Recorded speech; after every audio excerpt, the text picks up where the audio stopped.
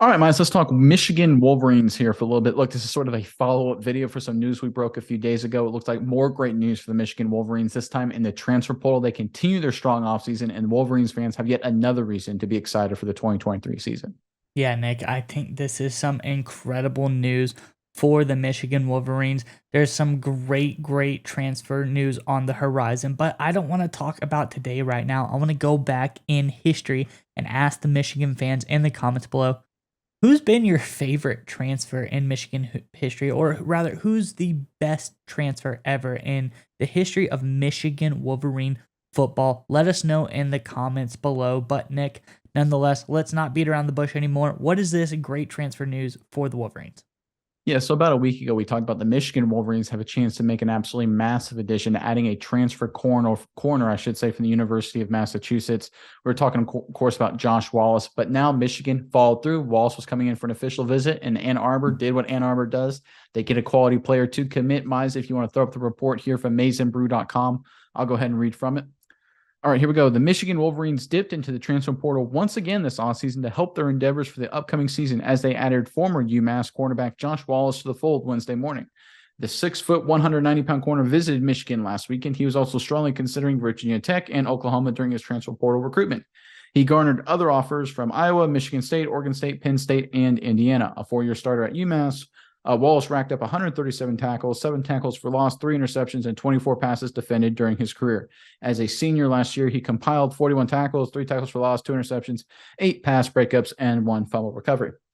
All right, Miles, we talked about it a lot when we did the video about the potential of Wallace. About this is just at minimum a veteran, solid team guy depth piece, in the secondary. Because look, we all know how the Big Ten is going to work. It's going to come down to Michigan and Ohio State. That's how it worked the last couple of years. That's how it's going to be the same thing here. The Big Ten championship game, I'm sorry, is really the big game at the end of the year before the Big Ten championship game. I think the winner of that game goes to college football playoff and wins the Big Ten. That's usually how it's worked.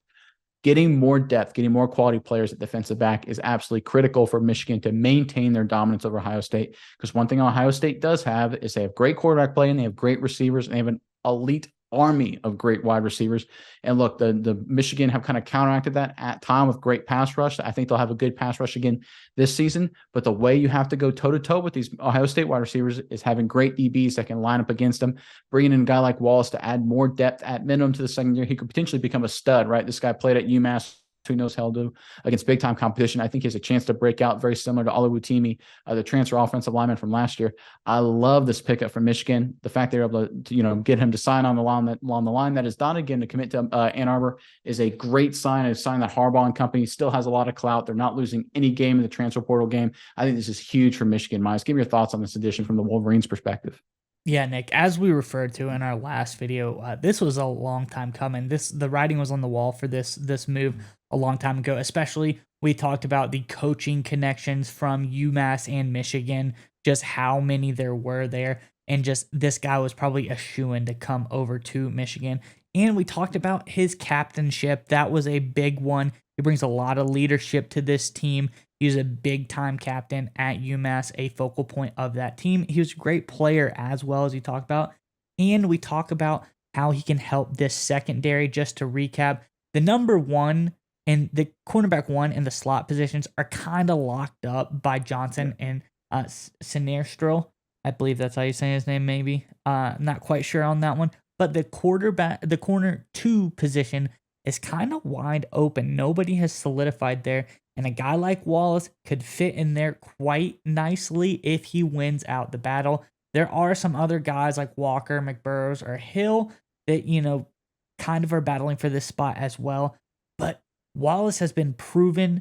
He is a known commodity and he is a heck of a player. I think he brings a lot to this team. So I'm really excited to see how this comes forward for the Wolverines. But Nick, just like as we said, Michigan is showing that they have a guy in their sights. They're narrowing in on him and they're getting him. And there's so many other schools that are competing for some of these guys. But Michigan is consistently coming out on top again and again. And that is why they're able to reload. As you mentioned it, Ohio State got tons and tons of great wide receivers there, especially Marvin Harrison Jr. You got to cover him up tight, maybe double him. So having the extra cornerback depth is never going to hurt you as Michigan. This is why they're planning for championship level football. They're trying to get to that college football playoff. That is the goal every season. So now they are continuously getting the guys they need to counteract the teams that are out there right now. The big time teams, the teams like the Ohio States, the teams like the Georgias of the world. They know what they need to do, and they are consistently going after the guys that they need to do it.